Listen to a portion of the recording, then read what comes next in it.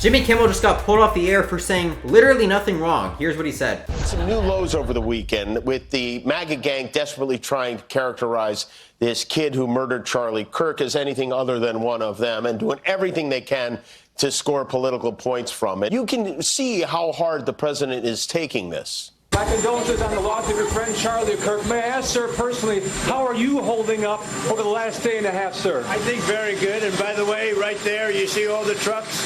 They've just started construction of the new ballroom for the White House. Yes. He's at the fourth stage of grief, construction.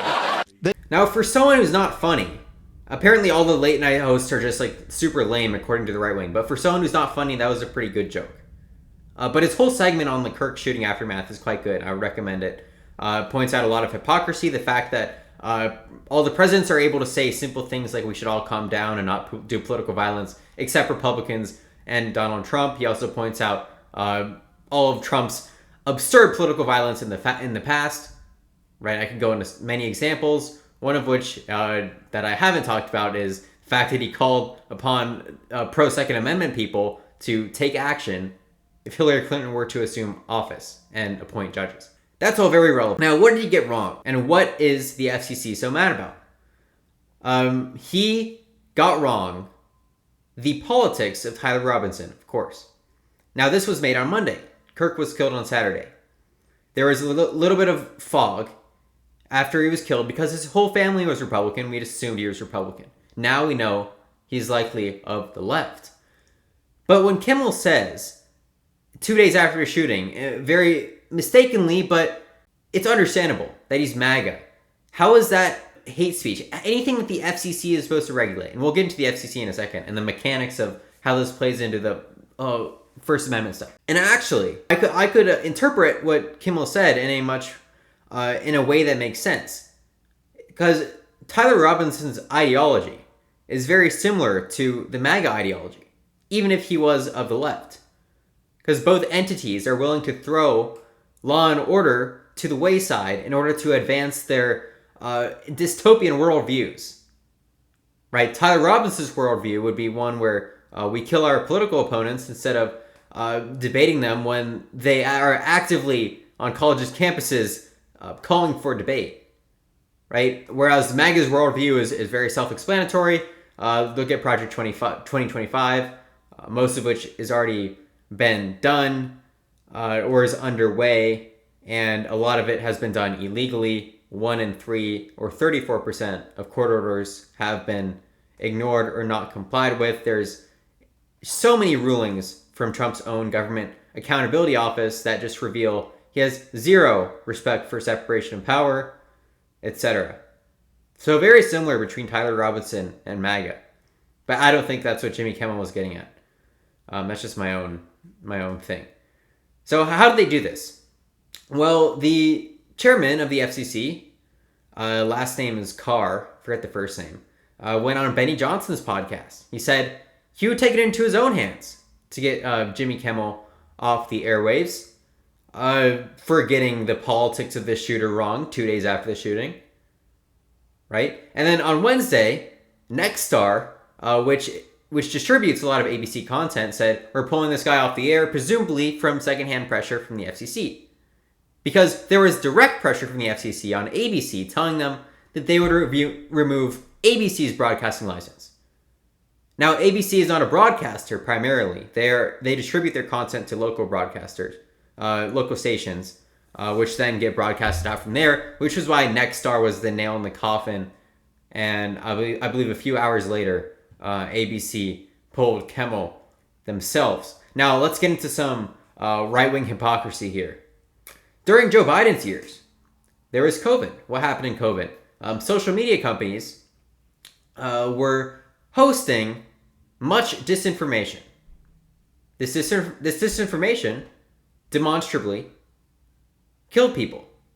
Why do I say that? Because we see a divergence in excess deaths after the vaccine rollout to the tune of 40%, I believe it was 42%, between Democrats and Republicans, meaning that Republicans, due to disinformation, were probably less likely to get the vaccine. And a lot of that had to do with social media, so there was a demonstrable effect, a demonstrable public safety interest. Now, Joe Biden threatened to remove Section 230. And this has been a long-standing Biden policy. He does not like Section 230. Republicans attacked him. If you remember the Supreme Court case, Murphy v. Missouri, Biden won that 6-3.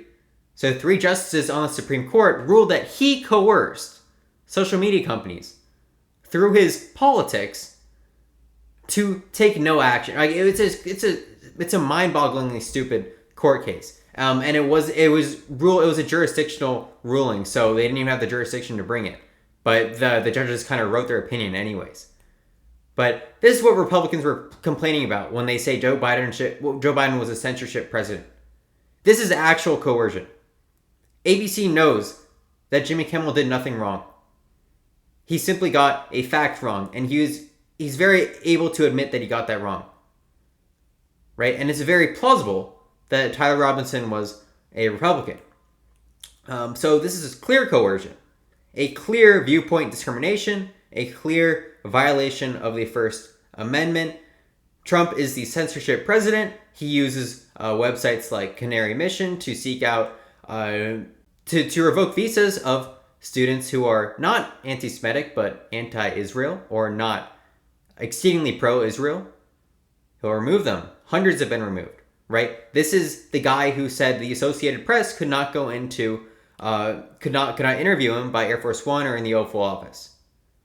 Right? This is an anti-free speech regime. Jimmy Kimmel did nothing wrong. This is my takeaway. He had a pretty good segment. I recommend you watch all of his segments on Charlie Kirk. They are highly informational. Let's watch the Section 230 video from Fox Business, because now Republicans are really interested all of a sudden in Section 230. Because apparently, we want to be able to sue these social media companies for people celebrating Charlie Kirk's death. I think that's the idea behind that.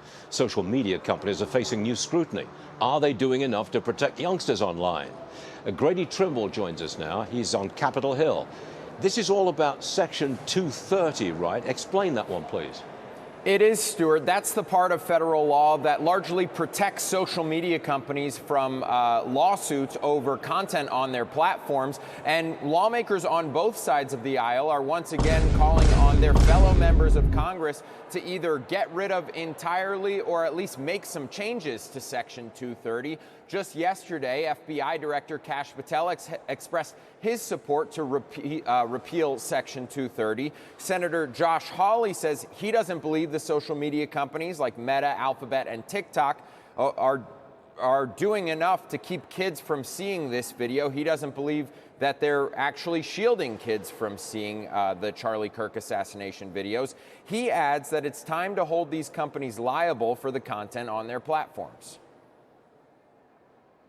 If you drove a car that blew up, you could sue the manufacturer, and rightly so. That ought to be the same thing for all of these companies. Section 230 has long outlived its usefulness, if it ever had any. I'm kind of skeptical. But bottom line is, victims should be able to sue people who are hurting them.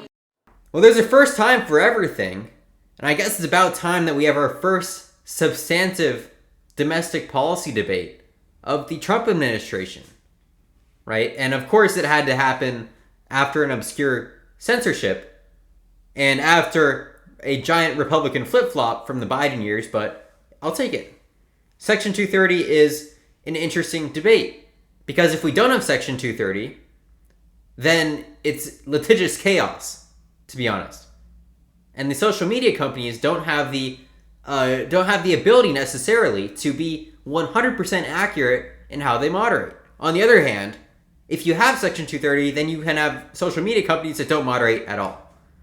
So, Josh Hawley is probably right. We probably have to amend it somehow. The idea that suing people who did damages to you is analogous to cars is misleading.